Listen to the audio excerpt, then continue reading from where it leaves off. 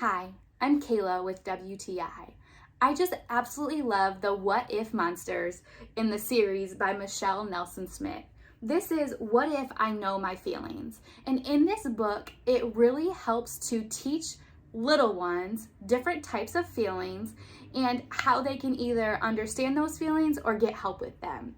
You follow the What If Monsters and they focus on different feelings. So for instance, on this page, what if I feel happy? What can we do? I can smile at others. But what if I feel sad?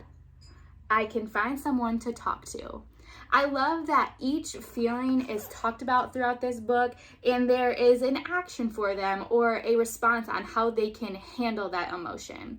When they're little, they are just overwhelmed with emotion. So this book opens up the opportunity to be able to talk about emotions with your little one as they're learning how to deal with them, whether they be good or bad emotions. So if you're looking for a fun and interactive way to talk to your little one about feelings, definitely add What If I Know My Feelings to your library. That's my point of view.